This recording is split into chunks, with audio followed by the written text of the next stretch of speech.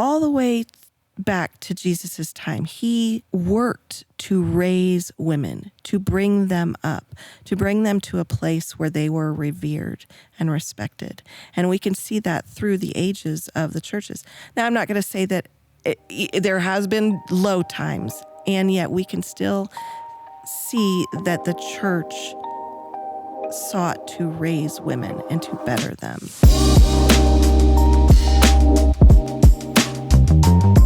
Hi, I'm Stacey McLaren. I'm John Beeson.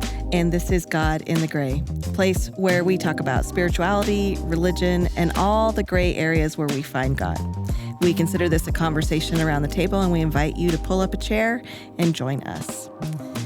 Oh my goodness. So this question, is the church really good for women? Has it been good for women? Is it good for women today? We can look at statistics and studies that have been coming out recently and say that the largest group that's leaving the church these days is Gen Z women. And so it does beg the question, has the church been good for women? Yeah, and it can feel as though the church is backward, that the church is kind of this lone vestige, or maybe the worst vestige of patriarchal culture, kind of just holding on. And as women, I'm sure that could feel as though, why in the world would I trust the church? The church has not been a good place for women. Yeah. So I would say that we can look back into history. We can look back and see that there have been very key figures who are women that have led the church from, biblical times, early church days. Some of the ones that I'm thinking of are Hildegard of Bingen, this incredible abbess who, we were just talking, she went above her abbot's head to the Pope. She saw that there was a need for women to be educated and to have spiritual formation. She did that. She also had friendships with men who encouraged her to grow and everything. I do have notes. I'm not going to rely on my memory here. So we have Perpetua. She was a Christian martyr from North Africa. She recorded her experience in prison. She kept a diary, and she was one of those writers. Her writings were the earliest known from a Christian woman.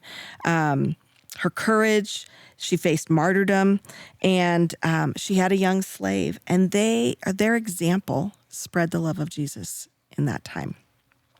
You have Catherine of Siena. She was a mystic. She was a laywoman. She was known for her deep spirituality and her influence on church politics, which is saying a lot back then. It says a lot now. And I would say, for those that know church history, Susanna Wesley, the mother of Charles and John Wesley, right? Yeah. So you have a preacher, a songwriter. Like, if you look at their history, you look at their biographies, their autobiographies, it goes back to their mother. She's the one that laid that theological foundation. So you can look at that and you wonder, well, how did these women get raised up in the church?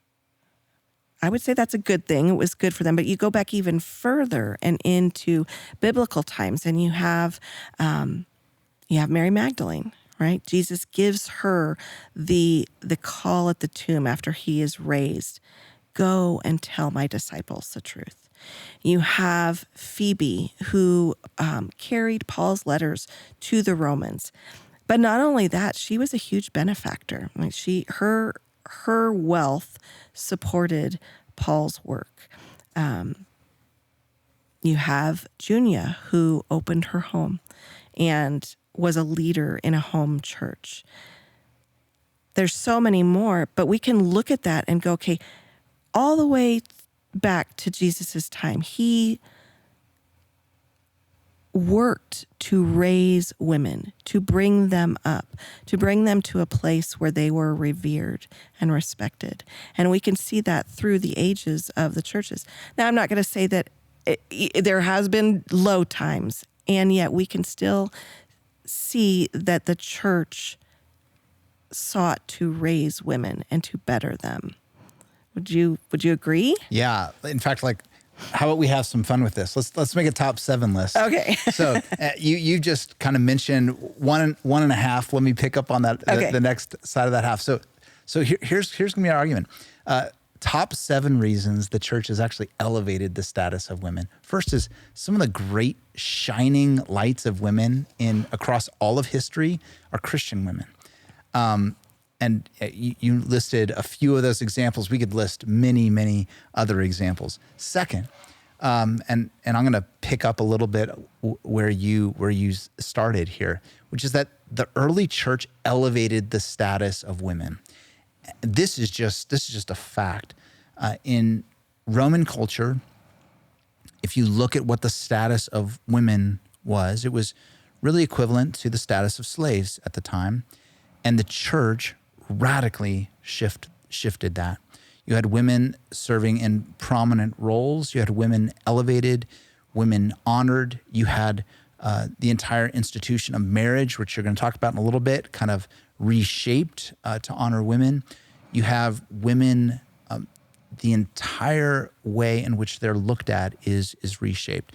Let me just kind of give a hat tip here to kind of the most significant book that kind of we're going to be jumping off of here. This is Rebecca McLaughlin's Confronting Christianity. Her chapter asking the question, hey, does the church actually denigrate women? Is a great chapter. Loads of stuff that we're going to talk about today is talked about in more detail there. I'll also share 2 other historians that kind of reflect on this radical change in the early church. Are Larry Hurtado, Destroyer of the Gods. He talks about just how radical the early church movement was, and actually one of the means by which it had so much traction was the way in which it honored those on the margins, including women and slaves. Another book, actually by an agnostic, Tom Holland, Dominion, references the same thing. Human rights, he argues, essentially begins with the church. The church is the one that institutes the entire idea of human rights, including, of course, women's rights. So, number 1, there's some of the great shining lights in all of history are Christian women. Number 2, the church elevated the status of women in that culture. So I'd say number 3 is that the church actually worked for moral and ethical protection for women. Often they were, again, like you said, in the margins, women and slaves. But the church worked to protect them when it came to, especially, so let's look at, and we see some of this today. A woman gave birth to a baby girl. Like, the church worked against infanticide. A baby girl was often left on the streets to perish. Well, the church would come along and save those baby girls. Later on, I think the church stepped in to protect the women, because if a woman is forced to give up a baby girl, she's obviously not in a safe place either. We can see that the church is called to care for widows and orphans. We were not to leave women just out there to fend for themselves. The church lifted them up to bring them in, to protect them, to care for them so that they would not be lost. That's huge. That is, we could say that we could learn from that even today. Number 4? Are we at number 4? Yeah. Number 4, the church worked to protect women, to bring through sexual ethics and through family stability. So in that culture, it was expected that the Roman culture, that it was expected that men would be unfaithful, that they would sleep with prostitutes, that they would sleep with their next door neighbors' wives, that they would sleep with their slaves. And so the wife was not protected. The church worked to flip that on its head. And even in that time, a Roman citizen male could divorce his wife for any, come home, the dinner's not warm enough. She could be put out in divorce for that. Jews as well could do that. But the church stepped in to elevate marriage and say, no, No, when you marry someone, this is the one. There's a law now. You don't sleep around on your wife. You don't sleep with your slave. You want to protect your slave. So I think in that, they elevated it, but then they also protected from divorce. Like there had to be a reason. And it also gave now women had a reason to, if their husband was unfaithful, they could seek a divorce. They were protected. And the church could come in and help them and support them. So they weren't left alone. So again, in a culture where women were often overlooked, the church came in and said, no, we're going to raise them up. We're going to protect them sexually. We're going to protect them ethically. And we're going to give them not only the protection, but the ground to take action as well. Yeah. In our contemporary Western culture, we tend to look at the church's view on marriage as like retrograde and actually kind of diminishing our sexual liberties and that sort of thing. Actually, one of the church's greatest ways in which it protected women, and this absolutely was true in the Roman culture, but it's even true, like if you fast forward and look at sort of the way in which the gospel pressed into like African culture, you'll see one of the massive ways in which you see a change in those cultures where the gospel begins to take hold is absolutely the protection of women against men who abuse women in the context of marriage. And so, does that mean that all Christian marriages honor women? Well, of course not. Of course there's abuse and patriarchal ways and really unfair ways in which the church has misstepped in that. That's not to say that.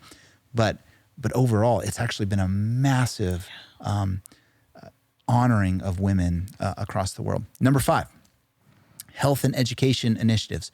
One of the great exporter of health and education has been the church. I'll just go to kind of the end of the 20th century there. Salvation Army, a Christian organization, still churning along in terms of its phenomenal work. If you look at the establishment of universities and education and literacy rates almost always spike with missionary efforts into different cultures. And it actually it tends to retain the culture there because most missionaries did a really good job of honoring the culture they're going into, even creating written languages for oral cultures, and literacy rates, education rates, health rates. You see lifespans extending with the coming of the gospel. And I get that it's that were there missteps in the missionary movement? Absolutely. You can look back and you can see places in which indigenous cultures weren't appropriately honored, where Western culture was pushed in. But there's so many other examples. You look at Hudson Taylor and the way in which he brought the gospel into China, and he manifested that Chinese culture so well. He subverted his own Westernness for the sake of the gospel, which is actually a biblical. That's the way Paul talks about it. He's like, if I need to get rid of my Jewishness for the sake of the gospel, I'm going to get rid of my Jewishness. And so absolutely health and education initiatives. Number 6, Christian abolitionists and feminists. Many of the early feminists and abolitionists were Christians. Sojourner Truth, Harriet Beecher Stowe were motivated by Christian beliefs. In fact, it's interesting. A recent a biography was done of Harriet Beecher Stowe. Really unfortunate, actually, done by an unbeliever who really kind of whitewashed her Christian beliefs out of there. And what you're left with is a history where you're like, well, what's the why in here? What's the motivating factor by her? And you see, actually, is it true that in some of the most destructive ways, especially in America, of the footholds of the American institution of slavery, do you see Christian rationalizations for that? Yes, you do. But conversely, you see the strongest opponents of slavery were almost always Christians. And that was true in America. It was true if you go to Great Britain and you look at the great abolitionist movement there, which really occurred way ahead of the American abolishment of slavery. It's a Christian circle. It's Wilberforce and many others who with very strong Christian motivations and convictions that were out in front and abolishing that. Same thing with feminism. Seen by many, unfortunately, as kind of a bad word, a four-letter word. And I say that kind of mockingly on a conservative side.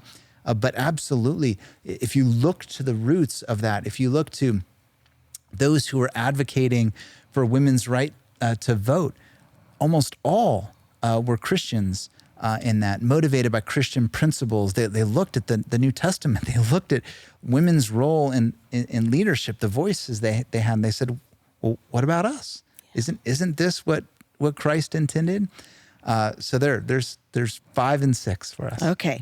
So 7, as we come a little bit closer to in proximity to where we are today and just the modern advocacy of the church for women. And I think we can look at, again, we're not going to ignore a truth that there has been some horrible damage done by the church. That is a truth that we will not ignore. And in that, there have been very brave souls within the church that have said, no, we're not going to let this stand. We are going to find out who are the abusers. We are going to make a list. We are going to get this out there. You have Rachel Den Hollander in the church, who is a very high-powered attorney. She's also the one that came forward in the gymnastics abuse situation. And she has been very loud and prominent in churches. And I would say has been a beacon of this is how we do this, and this is how we do this well. This is how we hear victims, and this is how we hold, as the church, how we hold the church accountable. And I think that there's been just great strides made there. There's still great strides to go. But we are no longer, thanks to those who have come before us, those in the church who have come before and who have brought women up and stood behind women. We're not going backwards. We're not going to hide our head. And that is a huge step of advocacy for women. I think that just, you look at, we are walking in the steps of those who went before us, and we are called higher in that process to raise women up and to stand behind women. And so I think that we can both come to the agreement, and I hope that if you're listening that you would also agree that while we recognize there has been harm done, that there certainly cultures have been harmful to women, churches have harmed women. But I think overall, when we look back, we can see that the church has done a good job, and it gets better and better as it goes forward, in raising women protection, status, leadership abilities. Would you agree? Yeah, and I mean I think that it's really easy. Our goal is not to whitewash the harm that's happened, especially in the mouths of those who have claimed to be Christians. That's horrific. But to say that Jesus Christ, who came, called women his disciples, who honored women, who then elevated them, and the church then birthed this new culture within a culture that saw men and women as equal participants in the kingdom of God, that has birthed all around the world amazing fruit. And it's absolutely possible to look across that and say, you know what? Even objectively speaking, the church has been a blessing to women. So good. So good. We have lots of resources that we are going to put in the show notes for this episode. And really, I just would say, as a church history advocate right now in class, dig in deep to some of these women in the church. I think you will find just some bright, shining stars to learn from. So once again, we are so glad that you joined us for this conversation. If you have any comments or questions, please leave them below. Don't forget to click like and subscribe. And don't forget, we are actually real people at a church in Tucson, Arizona, New Life Bible Fellowship. Once again, thank you for joining us.